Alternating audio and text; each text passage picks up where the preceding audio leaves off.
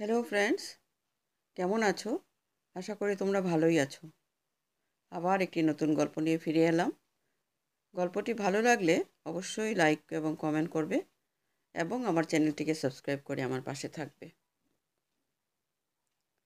এটি সাজানো কোনো গল্প নয়।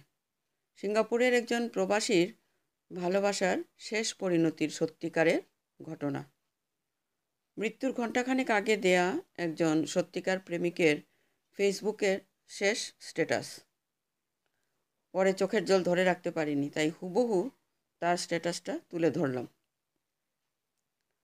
এটা লেখা ছিল, আমার জান, আমার জীবনের শেষ কথাগুলো তোমাকে বলে যাওয়ার কোনো মাধ্যম না পেয়ে ফেসবুকের মাধ্যমে পাঠালাম। কারণ তোমার মা আমার আইএমও ফোন নাম্বারটা সব কিছুই ব্লক করে দিয়েছে। জান, আমাদের ভালোবাসার মধ্যে কোনো অভিনয় ছিল না। অভিনয় ছিল তোমার মায়ের ভালোবাসার ভিতর। ওনাকে আমার মায়ের আসনে বসিয়েছিলাম, কিন্তু উনি এটা কি করলেন আমার সাথে? আমি তোমাকে বিশ্বাস করে ভুল করিনি, ভুল করেছে তোমার মাকে বিশ্বাস করে। যদিও আমার মা বলতো, দেখিস, তুই বিদেশ চলে গেলে ওর মা ওকে অন্য জায়গায় বিয়ে দিয়ে দেবে। কিন্তু তখন আমি আমার মায়ের কথাতে গুরুত্ব দিইনি। কিন্তু এখন ঠিকই বুঝেছি। আমার সব থেকে বেশি খারাপ লাগলো এই কারণে যে আমি কাল তোমার মাকে বললাম, আমি আপনার পা ধরে অনুরোধ করেছি, আপনি আমার জানের সাথে আমাকে শেষবারের মতো 1 মিনিট কথা বলতে দিন। কিন্তু উনি এটা না করে তোমার মামার কাছে ফোন দিল। আর তোমার মামা অনেক অনেক বাজে কথা বলল। উনি বলল, আমি নাকি তোমাদের সম্পত্তির লোভে তোমাকে ভালোবাসি। আসলে ওনার কোনো দোষ নেই, কারণ উনি তো জানেনই না ভালোবাসার সম্পর্ক কি। উনি শুধু চেনে টাকা। আচ্ছা মামা, আমি যদি সম্পত্তির জন্যই আপনার ভাগ্নিকে ভালোবাসতাম, তাহলে ওকে না পাওয়ার কারণে হাসি মুখে মরতে রাজি হতাম না। জান, তোমার প্রতি আমার একটুও রাগ নেই, আছে শুধু বুক ভরা ভালোবাসা। তোমার কাছ থেকে যতটুকু ভালোবাসা আর বিশ্বাস পেয়েছি, তাতেই আমি সন্তুষ্ট।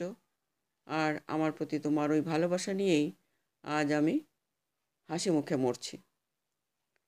অনেকেই বলবে আমি বোকা, তাই আমি একটি মেয়েকে না পাওয়ার কারণে মারা যাচ্ছি।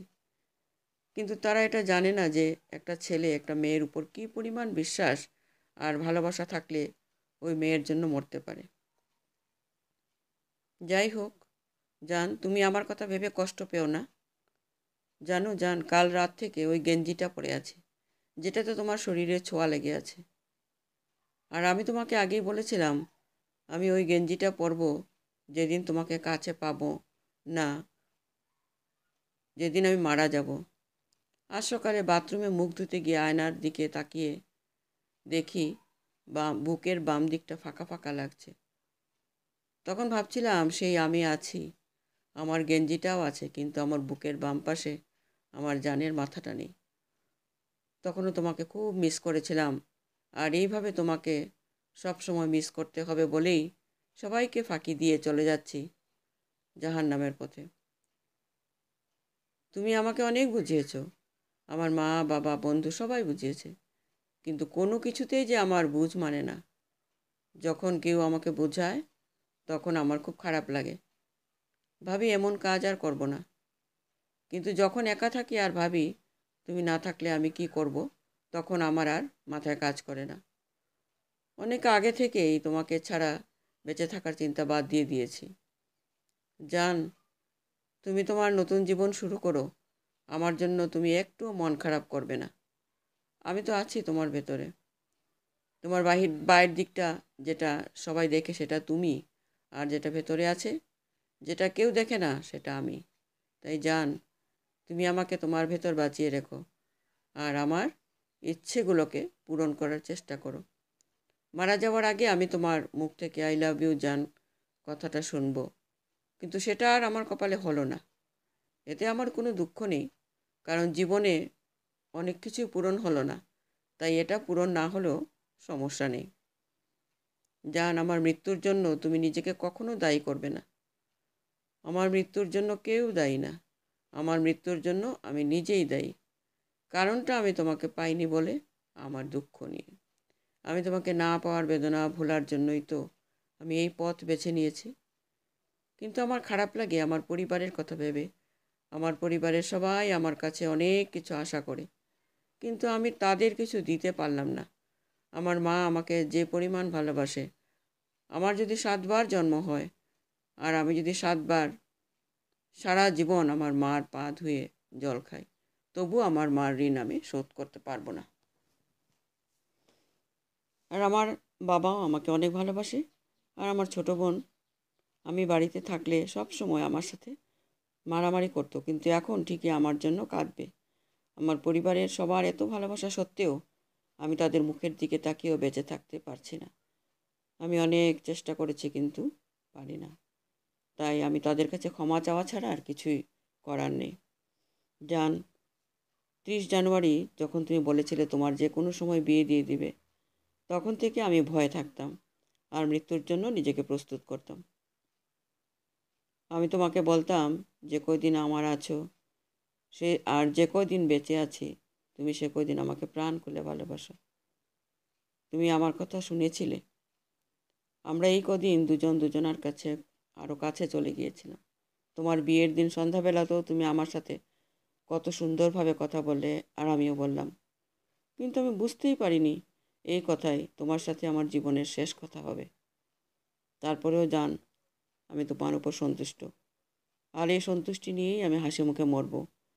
কিন্তু আমি তোমার মায়ের সন্তুষ্ট হয়ে মরতে পারলাম না, কারণ ওনার মুখোশ কাল খুলে গেছে। আমি কাল ওনার আসল চেহারা দেখতে পেয়েছি। তোমার মা কাল কী কাজটা করলো, তোমার কাছে ফোন না দিয়ে তোমার মামার কাছে দিল। আমার কথা হলো, আজ থেকে 3 বছর আগে যখন আমার সম্পর্কের কথা জানলো, তখন কেন তোমার মামা বলল না? তাহলে তো আমাদের এত কষ্ট পেতে হতো না, আর আমাকেও মরতে হতো না। আর কাল যখন তোমার বিয়ের পর আমি মরার আগে তোমার সাথে শেষবারের মতো কথা বলতে চাইলাম, তখন কিনা জানালো তোমার মায়ের অভিনয়ে আমি মুগ্ধ। আচ্ছা, তোমার মা কেন আমাকে এত আশা দিয়েছিল? আমাকে আজ 3টা বছর আশা দিয়ে রাখছিল কোন উদ্দেশ্যে? আমি তো তার কাছে কোনো অনুরোধ করছিলাম না। তবে কেন আমাদের জীবন নিয়ে ছিনিমিনি খেললো? কি লাভ পেল উনি? আর 1.5 ঘন্টা পর আমি আত্মহত্যা করব ভাবছি। তাই এই সময় আমি শেষবারের মতো কথা বলবো ভেবে কল দিয়েছি। কিন্তু তোমার মা কল কেটে দিয়েছে। যদিও কাল রাত থেকে বলছি আমি এই সময় এই কাজ করব, তো আপনার মেয়ের সাথে মরার আগে 1 মিনিট কথা বলতে দিন। কিন্তু এখন উনি ফোনই রিসিভ করছেন না। কত পাষাণ তার হৃদয়। এরপরেও আমি মরার আগে ক্ষমা করে দিয়েছি। আমার এইসব লেখাতে যদি তুমি কষ্ট পেয়ে থাকো, তাহলে আমাকে ক্ষমা করে দিও। তুমি কোনো দোষ করনি, তবু যদি অজান্তে কোনো দোষ হয়ে থাকে, তাহলেও আমি তোমাকে ক্ষমা করে দিলাম। আর কথা বাড়াতে চাই না, আমার সময় প্রায় শেষ হয়ে এসেছে। তাই এখন একটু আমার পরিবারের সদস্যদের সাথে কথা বলতে হবে। তোমার সাথে কথা বলা তো আমার কপালে নেই। ফোনে যেটা বলতাম সেটা SMS-এই বলছি। আই লাভ ইউ জান। আমি তোমাকে আমার জীবনের থেকেও বেশি ভালোবাসি। আর সেটা আমার জীবন দিয়ে প্রমাণ দিয়ে গেলাম। ভালো থাকো, সুখে থেকো। নমস্কার।